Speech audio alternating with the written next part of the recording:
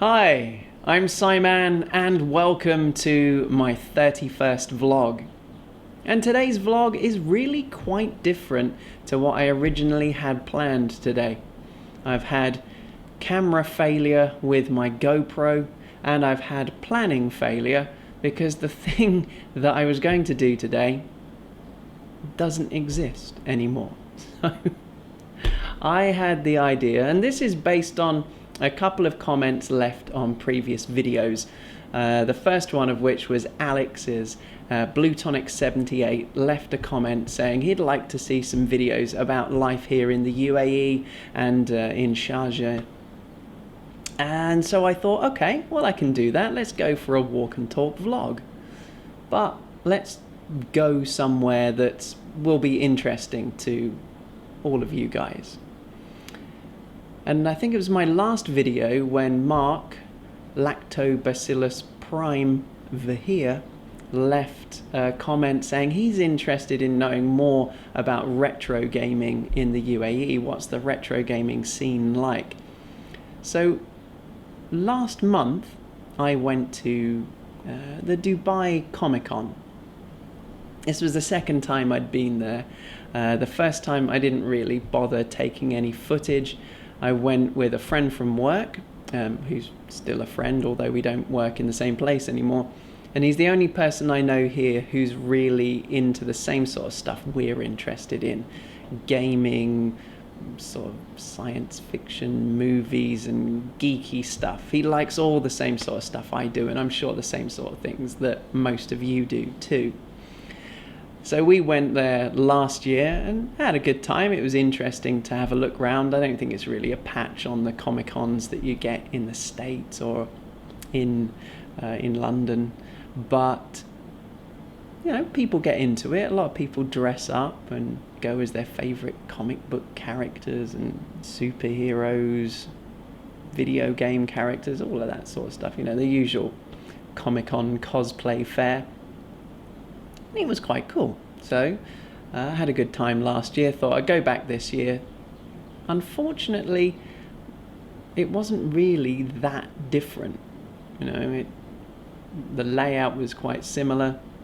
A lot of the things that were there last year seemed to be back again this year. And this time I went by myself because my friend I went with last year was on holiday at that time.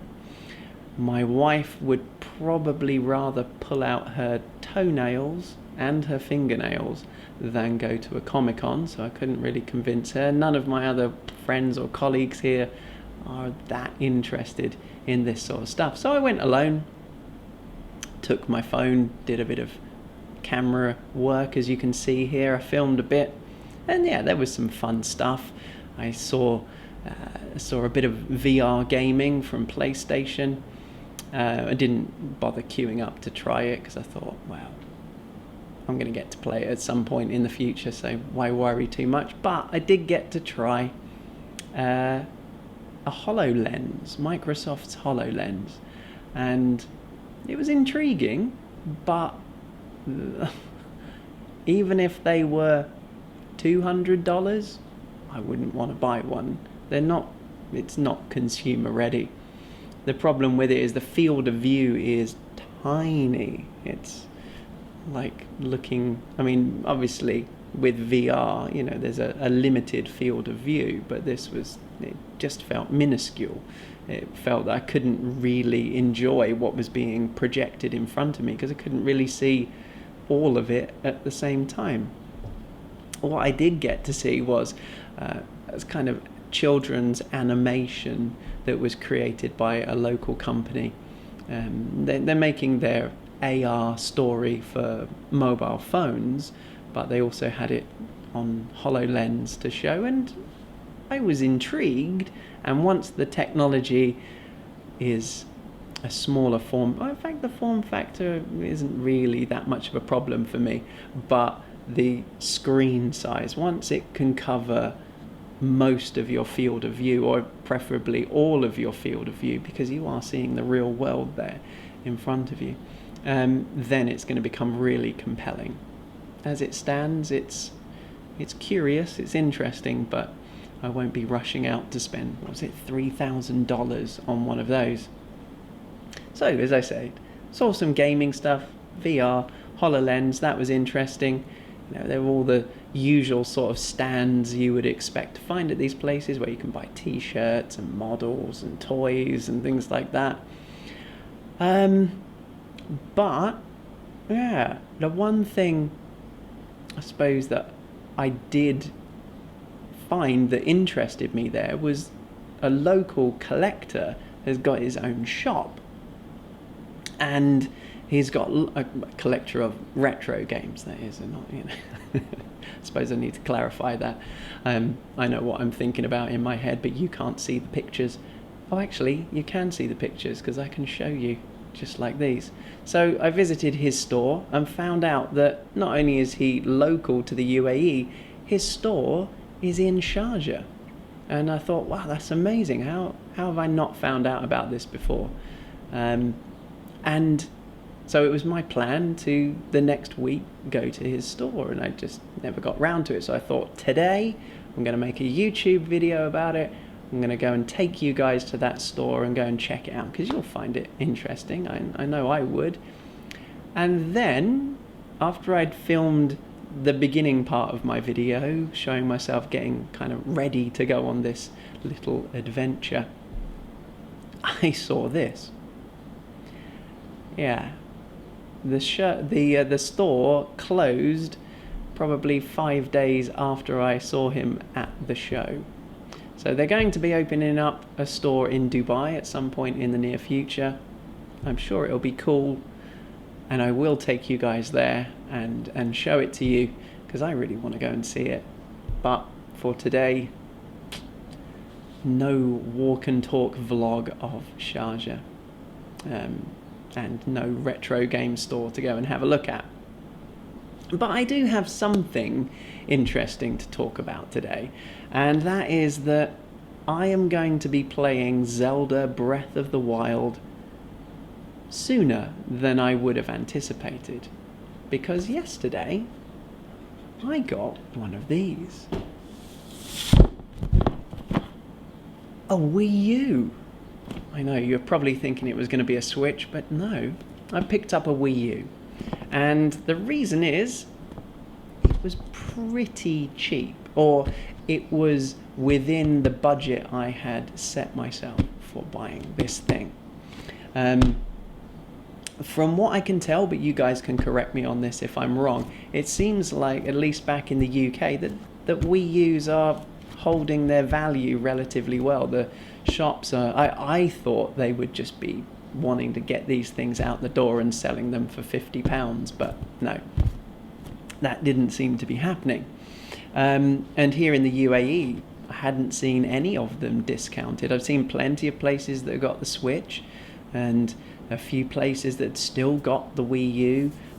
Things like the Black Premium Edition. Is it Premium Edition or Platinum Edition? Whatever that version's called.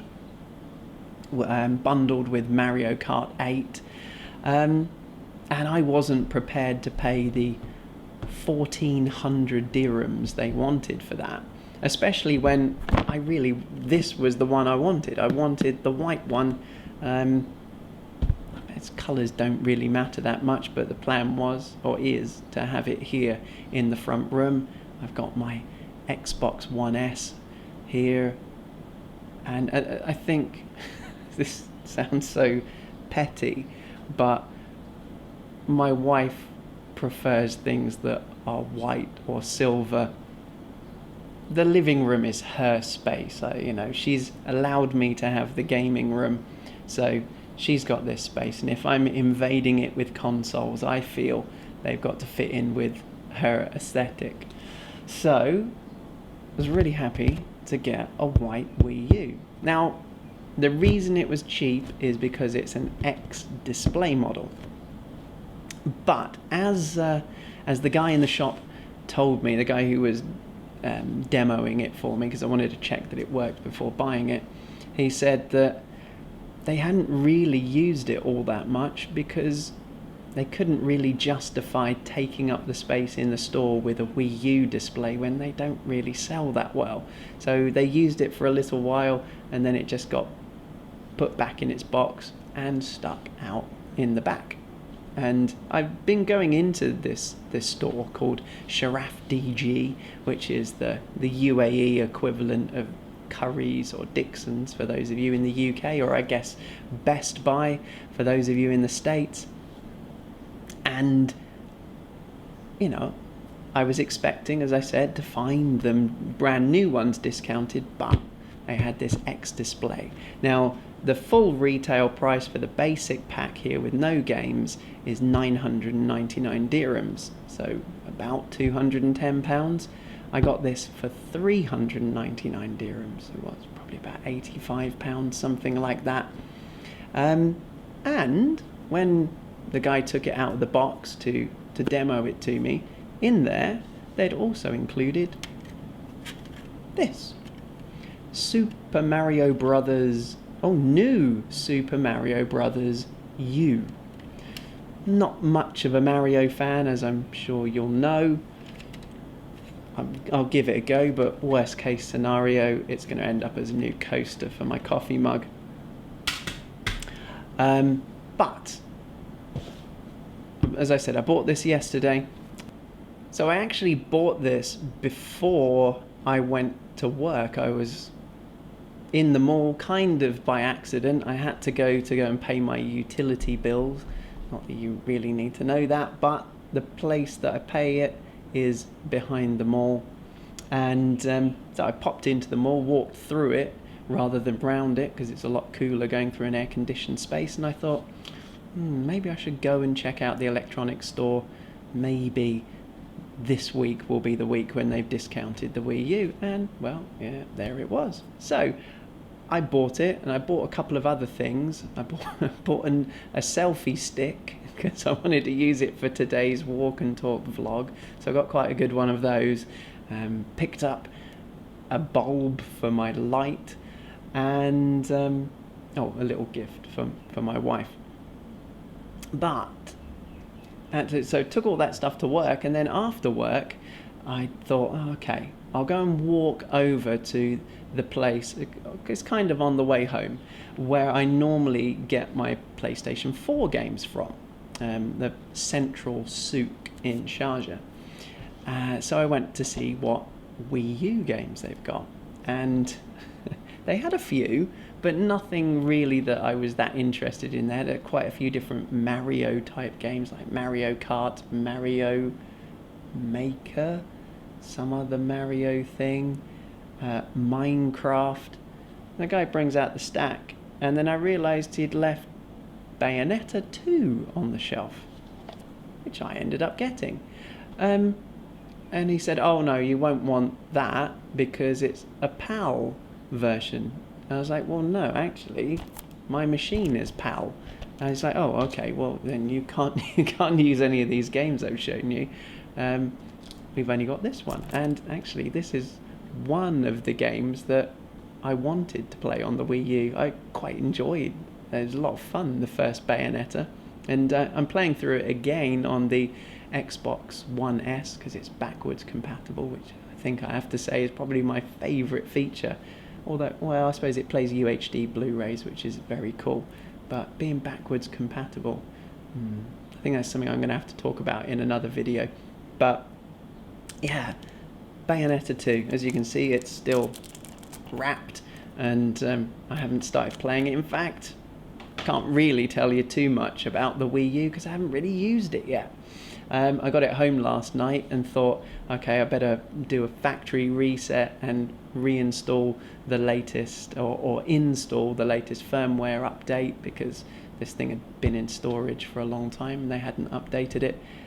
Man, that took a long time.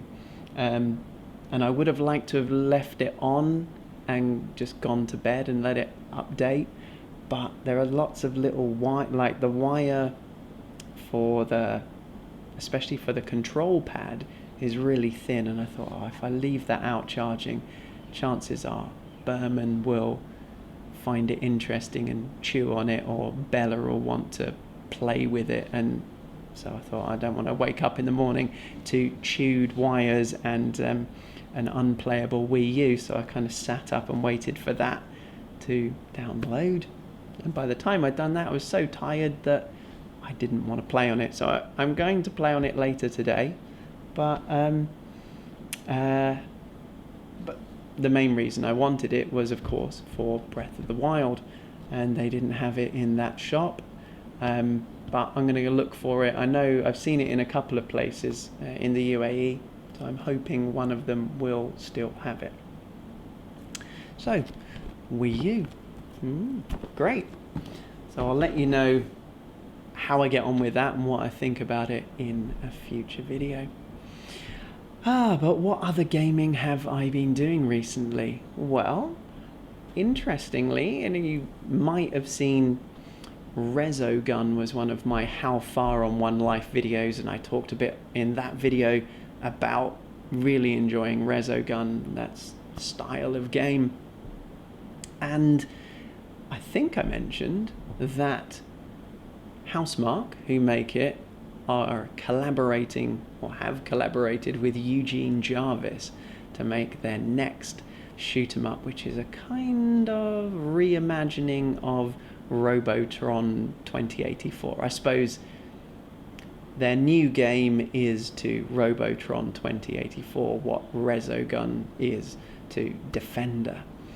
And they've had a beta test of that, so I sent off my email address to them to join the beta and forgot about it, and then found out on the last day of the beta that they'd actually sent me an email with a code, so I quickly downloaded that on Steam and played through Nex Machina. I didn't play all the way through it, played some of it, and it's tough, but I really like it. I'm definitely going to buy it as soon as it comes out. Obviously, in its beta state, there's a little areas that need a little bit of polish. Unfortunately, one of the conditions of being in the beta is that I'm not allowed to share with you any of the gameplay, so I didn't bother recording any of it. But you know, I'm sure if you want to see what the game is like, you can have a look online. There's video available to see it. But yeah, it's a very nice twin stick shooter. Little guy running around shooting aliens, saving humans. And then the thing that makes it modern, I guess, well, there's power-ups in it that you didn't have in Robotron 2084, but the world rotates. So you play a little area, you clear it, and then your little character shoots off to the next area, and it might be next to it, but it might be kind of the other side. If you can imagine, your character seems to be able to stick to any surface. So imagine it's like a cube. I mean, obviously it's a much larger world, but imagine a cube and you're playing on this side, then your character shoots onto the other side. Obviously your perspective rotates so you can see the play area there. And yeah, it's really, really cool. I didn't expect it to be anything else but than fun. And that's really what it is. It's a really quite intense shooter. And what I found playing it was that every time I played it, I got a little bit better at it. I got a little bit further. And so, you know, because you're learning the patterns of each section's aliens and monsters, and you're kind of learning what to do as you play through it. And I love those sorts of games where you've got a little bit further and you want to try again to see, can I get a little bit further than that the next time? It's very nicely balanced, and I will happily hand over the £20 or whatever it costs to buy the game when it comes out. It will definitely be on my shopping list. What else? What other gaming things? Well, I've nearly finished Uncharted 4. It's been going on for a long time. I've played a bit more of it this week. And I have to say, it's got more interesting again. I mean, essentially it's the same sort of stuff again and again, but I don't want to spoil it for you, but the part of the game feels like I'm near the end and it's started to get interesting again. The character relationships, the world that Drake is climbing around in is really, really beautifully constructed. So yeah, I'm definitely gonna play to the end of that, and yeah, I'm enjoying that one. Another thing I've been playing is Batman Arkham Origins. So it's a few years old now, but I really enjoyed. I love Arkham Asylum. Arkham City was pretty good. Arkham Knight was pretty good, although I hated the Batmobile tank thing part of it. The storytelling was fantastic in Arkham Knight. This one, it feels a bit like Arkham City, I suppose. There's that kind of level, scale and movement around. It's nothing new, it's just more of the same, although I am finding it a little bit more challenging than the other games. I think I'm playing it on the normal level, and the fights, I mean, that's my favourite part, the combat. I like the stealth areas in the Batman, the Arkham series as well. That's quite challenging, but the combat's my favourite part. I mean, even if it was just that, it would be a fantastic beat 'em up. But in this new one, I think it's actually a little bit more difficult than the other ones, which is it was frustrating at first, but quite pleasing to have that additional challenge. So yeah, Arkham, been playing a bit of that. But the last thing I want to talk about is virtual reality. And those of you, the one or two of you who have watched my incredibly overlong Gamers Living Room episode about VR will know that I came to the conclusion at the end of it that maybe jumping into virtual reality right now is not the best thing for everybody. And I have to admit, as much as I love it, I'm becoming pretty frustrated with the current iteration of the technology, particularly the cable that's attached to it. It's just so frustrating. A lot of the games that I am really enjoying at the moment require you to move around quite a lot, and shooting games.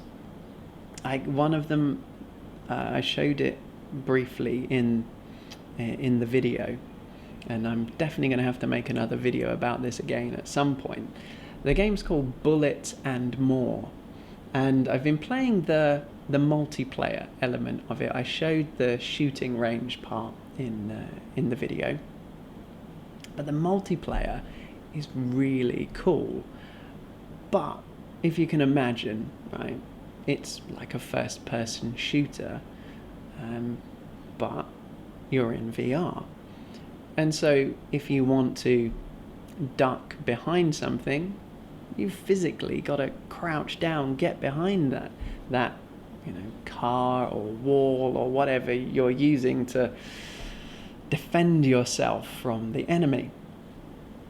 And the problem with that is you've got this cable dangling around, and it can get caught up under your feet.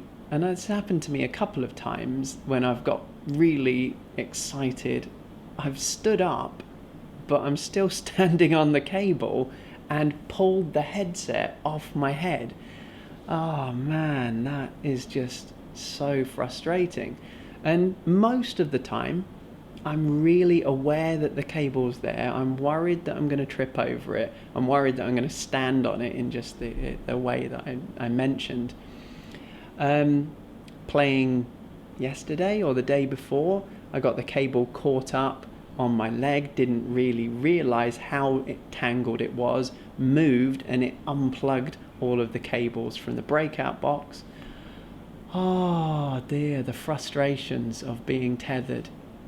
If you're playing one of the other ones, like the original Oculus setup where you're not using room scale, or playing PlayStation VR, this really isn't that much of an issue because you're seated most of the time. Yeah, you might feel the cable rubbing on your shoulder a little bit.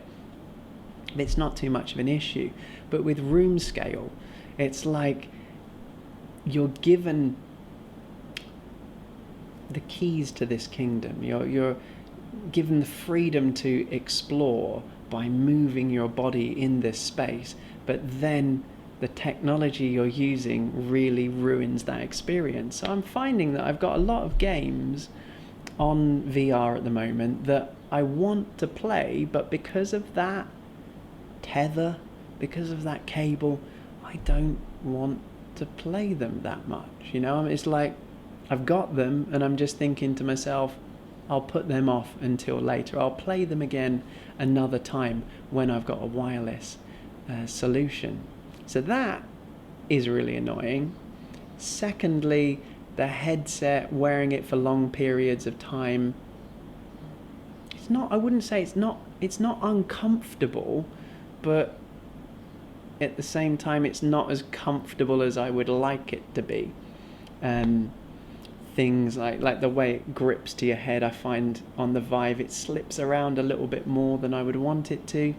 It would be so useful if you could just flip up the visor, so if you need to do something outside of VR, you don't have to take it off and then reposition it again.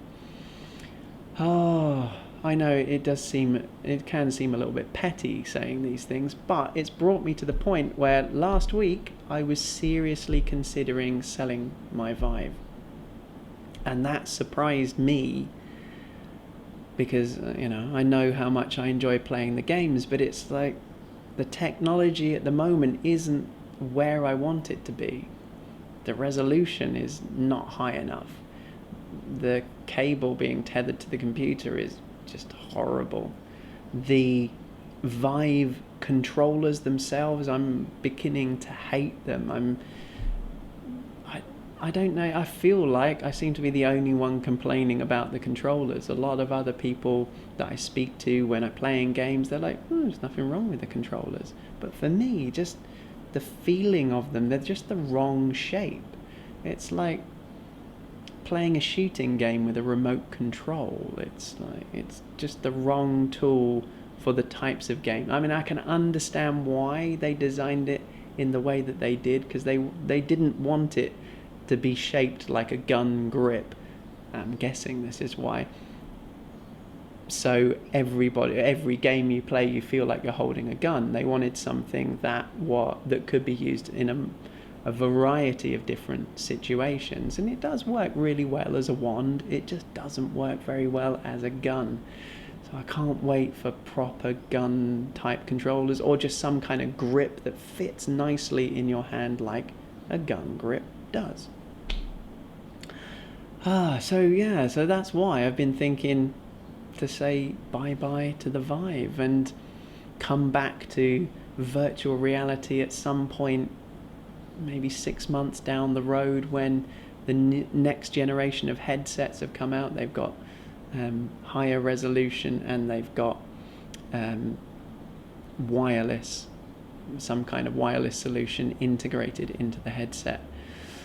I don't know, it's tough. It's a tough decision because I really enjoy playing the games. Do I want to be without them?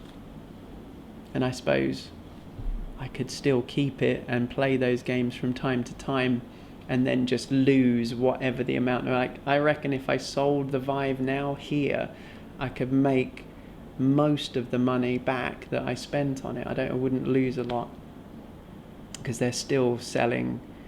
You can't officially buy them here, but from the websites and markets that do sell them, they're about 3,400 dirhams, so around about £700, and I think I paid £680 for mine. So second hand, could probably get about £500, maybe £600 for it. Whereas if I sell it next year, once I've bought a replacement headset, I reckon I'll be out probably £300, I'd imagine, £400. I'm not going to be able to sell it for that much, because people, if they're going to go and get a VR headset, they're going to want to buy one of the new ones. And it looks like the next generation are going to be a lot better than the one I've got at the moment. But this is the price you pay for early adoption. So if I do keep hold of the VR equipment, I'm going to make some videos about, I mentioned this in my last vlog, about some of those cool little games and experiences that I've enjoyed and that I would like to share with you guys. So I think I've waffled on for long enough. This has probably been nearly half an hour's worth of vlogging. So I'm going to leave it here for now. So thank you very much for watching. I'd love to hear your thoughts on anything I've talked about today. So please leave comments. I really enjoy reading them, and I really appreciate you guys watching my videos. So from my kitchen breakfast bar to wherever you are, this is Simon signing off. Bye bye.